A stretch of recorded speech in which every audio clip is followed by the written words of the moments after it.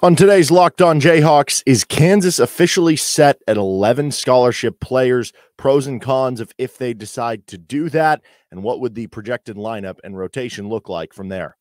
You are Locked On Jayhawks, your daily podcast on the Kansas Jayhawks, part of the Locked On Podcast Network, your team every day.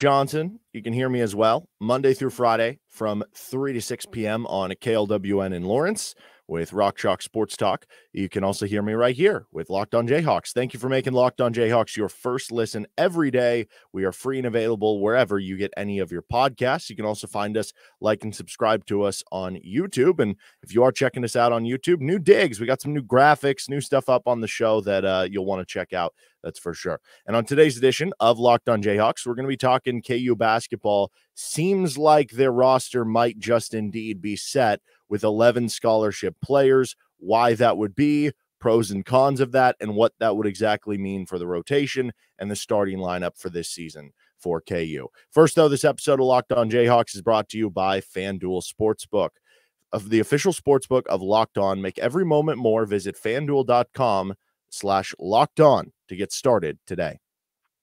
So here's a couple reasons why Kansas could be done or seems content at 11, or maybe are signs that are pointing to that. First of all, there's a tweet from Jayhawks Slant with Shea Wildeboard that was pointing out that it seems as if Kansas is content, is kind of done, just sticking at 11. I know Michael Swain with Fog.net, he was kind of talking about some of the same stuff on his site with 24/7 Sports. So you have a couple different insiders there kind of talking about the same stuff.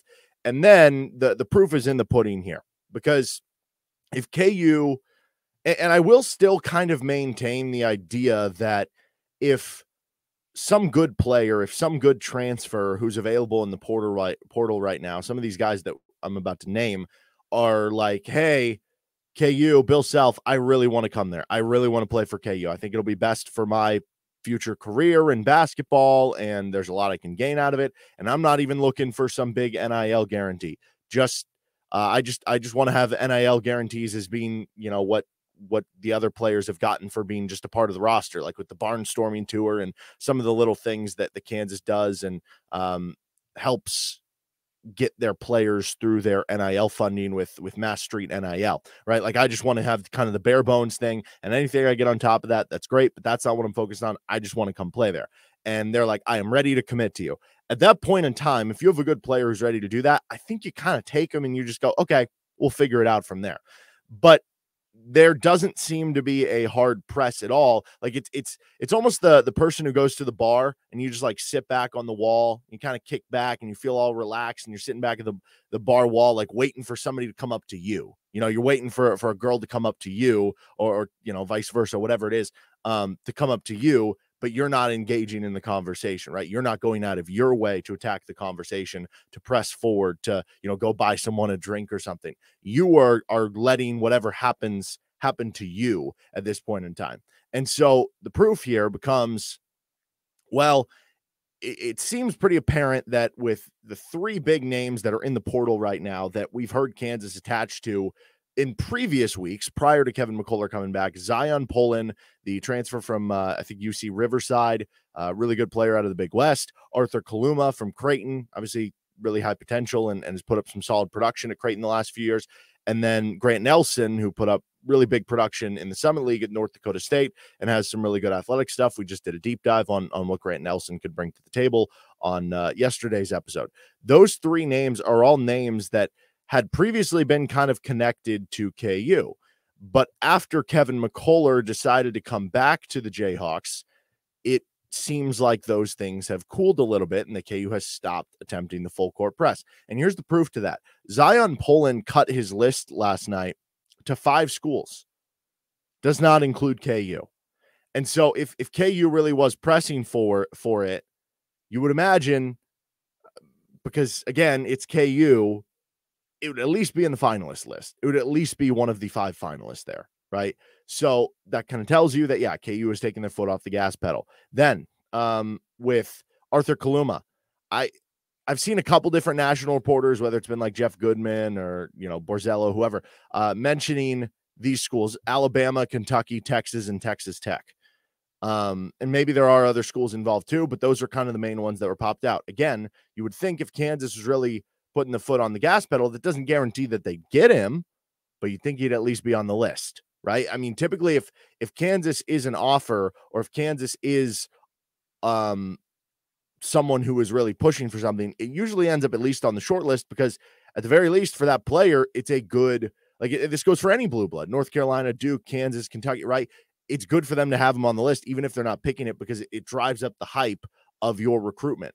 And then I saw Trilly Donovan, which that's just an interesting story of who is this guy. He's like some burner account for, I don't know, some people have estimated like a burner account for like some college coach, whatever it is.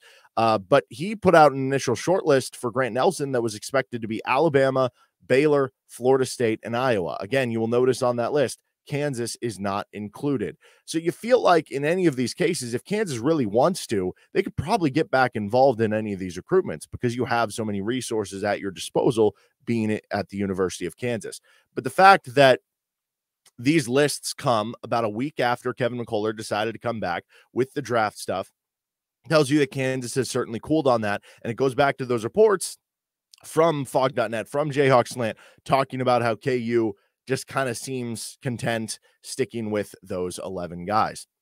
And that if KU was really going for a 12th scholarship player, then they'd seemingly, I would think, at least on one of those three, if not all three, appear as a school that reached out to or was on one of these players' shortlist, because any of those three, hypothetically, if KU was going for a 12th scholarship player, I would think those would be the top three targets based on just their past successes, based on past reaching outs for KU, if they did really want to add that last player. And so you would think at least one of the three, if not multiple of them, would have Kansas on that short list, which is not obviously the case. Now, maybe there is a situation where Kansas is saying, you know what, if we add any of those players, it's going to upset current guys on the roster. And like, we owe it to KJ Adams to let him figure out this 4-man stuff. And if we add Arthur Kaluma or Grant Nelson, that's not going to work for him.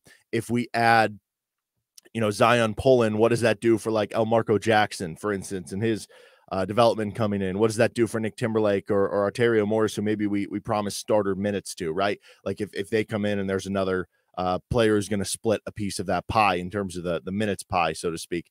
And maybe they would be more interested in a player who could come in and just be depth, just be a developmental player, whether it's someone who has basically spent a year at another school and was a former, highly enough recruited guy, and KU could bring in. And then at that point, they'd be trying to develop him, and he would have used his free transfer to come to KU. So it'd be harder for him to transfer out, and to where you would actually have those years to develop him, as opposed to when you bring on freshmen and then they leave and you don't get the chance to develop them. Maybe that would be something more appealing to KU. But it seems most likely that at this point, they're just saying, 11 scholarship players, we're going to be okay with that. And if you have a healthy enough season, 11 is going to be more than enough. It just becomes a question of what if this or that happens in the kind of disaster circumstance. Are those disaster circumstances worth discussing? Because if it happens, it might not matter if you have a 12th guy or not. But we'll get onto the pro and con list of staying at 11 scholarship players here in just a second. First, though, this episode of the show is brought to you by FanDuel Sportsbook. Make a fast break to FanDuel during the NBA playoffs, because right now new customers can get a no-sweat first bet up to $2,500. That's $2,500 back in bonus bets if your first bet doesn't win. I'm rocking my Denver Nuggets shirt right now. I don't know, man. I think it's going to be a tough series. I think it's going to be a good series back and forth. But think about this. The Heat are coming off that long, grueling series against the Celtics. Now you're going up playing in altitude. Denver is well rested and fresh. At least they should be. Now you do have the rest versus rust debate, but it feels like in game one, that would be maybe the best game to bet on Denver. Then again, the Heat have opposed everything, but you can get one of the promotions going on right now on FanDuel for today. They have a no sweat same game parlay for the Nuggets and Heat game, where I think it's like up to $10 back in free bonus bets if your bet loses. Make sure to read all I think it has to be like plus 400 or better. Make sure to read all the different details on that. But they have great promotions like that every day. Safe and secure app Get paid instantly. No better place to bet all the playoff action than America's #1 sportsbook. Visit FanDuel.com/lockedon. Get a no-sweat first bet up to $2,500. That's FanDuel.com/lockedon. FanDuel, an official sports betting partner of the NBA.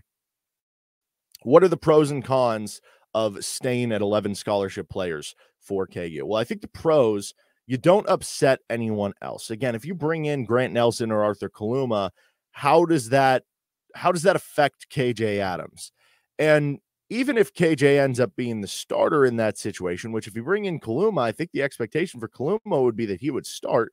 But even if KJ did start, you're losing minutes there. And would he feel like you're over recruiting him, right? Same with Grant Nelson. Now with the Nelson one, going back to the deep dive yesterday, there is some scuttlebutt and talk about that he won't be eligible right away, that some of the, credit amounts is going to make him sit out the first semester for this first year of college. And I think that would make it even better for KU, because it'd be easier to explain in these situations to be like to KJ, hey, look, he has to sit out the first semester. You're going to be the starter all the way through. And then because he's joining late, it's going to be hard for him to start right off the bat. And on top of that, you're going to have your chance to prove what you are and stay in front of him. But you could see why that would, make certain people uncomfortable. And you already saw the brunt of that. You brought in Hunter Dickinson, you lost Ernest Uday and Zuby Ejiofor. Now you don't want to be doing that with your returning starters with like KJ Adams and so forth. So a pro of staying at 11, you're not upsetting anyone else. Same goes for, you bring in a guard, you bring on Zion Pullen. How does that affect, like with Arterio Morris and Nick Timberlake? Did they come in expecting to either be starters or play starter level minutes? With Elmarco Jackson, you're coming in from the high school ranks. Like, are you being expected did you come in expecting to play starter level minutes as a possible one and done type candidates, that you can have that opportunity to showcase your skills and possibly be that one and done, right? Like, you don't want to upset anyone else. It should give you a firm rotation too. If you were to add a 12th guy, maybe there are more questions about, well, how are they going to narrow it down to the 8 guys in the rotation? Now it feels like you got a pretty firm 7, and the 8th seems to be there. And I think it gives you more opportunity for playing time for freshmen. Like right now, I think it's going to be super, I don't know, there's not going to be a lot of minutes for Chris Johnson and Jamari McDowell, at least in theory, with the additions of Morrison Timberlake, having Elmarco Jackson, DeJuan Harris. Those 4 guys are going to play a majority of the minutes at the 1 through 2, 3 positions, and then Kevin McCullough is going to eat up a ton of minutes at the 3 and the 4. KJ Adams is going to eat up a ton of minutes at the 4. There's not a lot of minutes for McDowell and Chris Johnson to kind of go around, which now, if you add a 12th guy, the opportunity in case someone gets in foul trouble, somebody gets injured, or now it's, you're blowing somebody out, there's another name in front of those guys that would prevent them from getting more minutes. So more opportunity for the freshmen. I think that's especially true for Marcus Adams. He's the one especially that I have the highest hopes for, outside of like Elmarco Jackson, obviously with his ranking, like that's the guy that you kind of look to as headlining this freshman class. But Marcus Adams might be the best long-term guy, because if Elmarco Jackson's a 1 and done or a 2 and done, what if Marcus Adams is here for 3 years? And, I think there is very high potential there. And for Marcus Adams, if they bring on, Grant Nelson, for instance, then the entirety of your 4 minutes are eaten up by some combination of KJ Adams, Grant Nelson, and maybe Kevin McCullough. And at that point, that means basically no minutes for Marcus Adams. I guess you could play him at the 3, but then if you have Grant Nelson and KJ eating up most of the 4 minutes, that means even more minutes of Kevin at the 3. And then if you're playing Timberlake, right, it just becomes difficult to get Marcus Adams minutes. And I want Marcus Adams to get minutes. And so by not adding one of those players, you can get 10, 15, maybe even 20 minutes per game for Marcus Adams at the 4 if he lives up to the hype that early on. And that could be a good developmental tool. Then again, if Marcus Adams is not quite ready as a true freshman, which we see a lot happen, I mean, again, I point back to the MJ Rice thing last year, then that could be a little bit scary, as it's like, well, who's our other 4-man? You have KJ. Are you going to play Parker Brown at the 4? You can play Kevin McCullough at the 4. So you have enough options, but you don't have that other like dynamic go-to, but you want to see that development. You want to see I guess some of those freshmen get the chance so that you know what you have, and that in future years you can decide, Should they be on the roster? Should they go somewhere else to have another opportunity like we saw with, Bobby Pettiford, Joe Yesufu, Zuby Ejiofor, and all these guys that transferred out? It also lets you save a scholarship for future season. As part of the self-imposed sanctions for KU, they have to lose 3 scholarships over 3 seasons, starting with this year. In theory, you would have thought it would have been 1 every year, and you would have played with 12 scholarship guys all 3 years. But now what this allows you to do is that if you reduce 2 of those scholarships this year, you now only have to reduce 1 scholarship over the next 2 years combined, meaning that, let's say you now want to, for the 2024 to 2025 season, you can go up to 12 scholarship players. And then that would mean for the 2025 to 2026 season, which it sounds crazy to me even talking about 2026 right now. But then you would have a full allotment of 13 scholarship players, or you could do it vice versa, 13 next year and then 12 the year after. So you have more to work with moving forward. It also leaves you with a little bit of leeway. What if the IARP comes out and says, yeah, your self-imposed sanctions, we like them, but they weren't quite enough. We're going to make you lose another, scholarship over the next 2 seasons. Then KU is like, okay, cool. Glad we banked that one out of the way. Now, as far as cons on this list, I think the biggest thing is you're not protected in case of injury, especially, and a bit of foul trouble.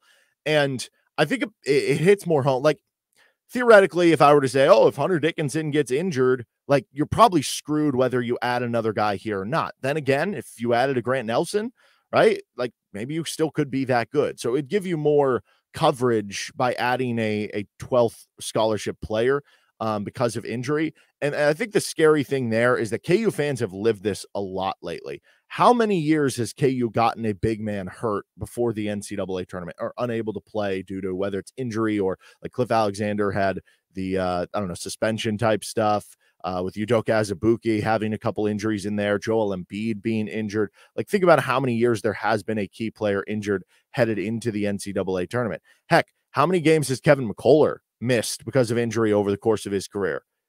It's, been what, 20 plus games, something like that, going back to his Texas Tech days. Missed a couple games last year. He was injured headed into the tournament, but then ended up being okay with the back injury that caused him to miss some Big 12 tournament games. So, like, there is real questions there about, trying to stay healthy, because if one guy all of a sudden goes down, you're going to then feel like even though you still have 10 scholarship players, you're going to feel like your rotation has become kind of thinned down a little bit, unless the freshmen really do step up and are ready to do that. So that is the worry there. That is the scare, that it doesn't leave you much, but that also makes it tough, because if you're trying to go out and get Zion Poland, and you're like, well, we're going to only have 10, 15 minutes per game for you. But if somebody gets injured, that's when you could play 25 minutes. It's hard to sell that to another player necessarily. The other con, you're just not adding another talented player. It's not that this is a bad thing, because you go back to, again, all that list of pros, but I don't think not adding a talented player is ever like a good thing. It might not be a bad thing, but having more talent is always good, right? So that's the pros and cons list there for staying at 11 scholarship players. Let's finish up. What does this mean for a projected KU rotation now? Is it all set in stone? What's the starting lineup? All that sort of stuff. That with Locked On Jayhawks. Finishing up here on the show, the projected rotation and starting lineup for KU. I think I go back to the idea, DeJuan Harris at the 1, Nick Timberlake at the 2. You need the shooting out there. Kevin McCullough at the 3, KJ at the 4, and Hunter Dickinson at the 5, at least to start the year. Does it evolve at some point in the season, later on in the year, where eventually KJ is coming off the bench, still giving you 20, 25 minutes per game as a backup 4, backup 5, and then you have Kevin McCullough as the starting 4, Nick Timberlake is the starting 3, and Arterio Morris or Elmarco Jackson is the starting 2. That would not shock me either. But I think either way you look at it, the rotation goes as this. DeJuan Harris is going to play a ton of minutes at the point guard spot. I will be curious who plays the backup point guard minutes. Like, when DeJuan's not on the floor for those 5, 6, 7 minutes per game, is it Arterio Morris? Is it Elmarco Jackson? I think Elmarco Jackson, to me, makes a little bit more sense there, but maybe part of the promise you told Arterio when he came in was that he would get those backup point guard minutes for a chance to kind of showcase that. So I don't know where that exactly is going to go with either of those guys, but one of them will do it. And then they'll both play a lot of minutes at the 2. In the case of Elmarco, because of his athleticism and I think wingspan and stuff. Like you can even get away with playing him some at the 3. Maybe they will for, a handful of minutes. But basically with Dwan Harris, Arterio Morris, Elmarco Jackson, Nick Timberlake, that will eat up all your minutes at the 1 and the 2 position. That'll eat up some minutes at the 3 position. And then you'll have Kevin McCullough playing a good amount of minutes at the 3 position. You'll have Kevin McCullough playing some minutes at the 4. You'll have KJ Adams playing some minutes at the 4. And then you'll have Hunter Dickinson playing a ton of minutes at the 5. So that gives you 6 players right there as part of the rotation. From there, trying to figure out the 7th guy, would it be, or actually, is my math wrong there? Yeah, that would be 7 guys. I'm sorry. That would be 7 guys as part of the rotation. So who would be the 8th guy? I think that over the course of the non-con, you'll see a lot of 9-man rotations, and in games where you're blowing teams out, you'll see everybody play. But for the 9th man rotation, you'll probably see some Parker Brown, whether it's a few minutes at the 4, a few minutes at the 5, and you'll see Marcus Adams at the 4. Those would be your top 9, I think, with Jamari McDowell and Chris Johnson just looking for minutes where they can find them. Once you narrow it down to 8 guys, once we get into like Big 12 play sort of stuff, like it probably won't go down to 7 till or very trusted games in the Big 12 or Big 12 tournament, NCAA tournament. When it's at 8 guys, I probably lean Marcus Adams being that guy, but I guess it just depends, because if you're going to play more minutes of KJ at the 4 and give all the backup 5 minutes to Parker Brown, then at that point it's Parker Brown over Marcus Adams. So basically it's those 7 guys we first named with Dickinson, Adams, McCullough, Morris, Timberlake, Jackson, and Harris. And then between Marcus Adams and Parker Brown, one of those 2 for the 8th guy, either depending how you want to play with KJ or just depending who's better. And then the other guys, it's either a 9-man rotation early on that gets the other one, and Chris Johnson, Jamari McDowell is kind of your reserves, extra guys for in case of emergency, or if you're blowing somebody out, or if you want to give a different look for some reason or another. Who knows? Maybe one of those guys will end up breaking out, right? And maybe Jamari McDowell ends up being a great 3-and-D wing. Maybe Chris Johnson fits in a certain role that they end up being a bigger surprise than we would have thought. But we haven't even heard about, summer scrimmages and stuff with the players just kind of arriving now and everything. So for now, before we have any more of that other information, that's what I'm going with. All right, that'll do it for this episode of Locked On Jayhawks. That'll do it for this week, I believe, of Locked On Jayhawks. We'll be back at you next week. You can find us wherever you get any of your podcasts. You can listen to us on YouTube as well. Like and subscribe to the show, and we'll see you next time with LOJ.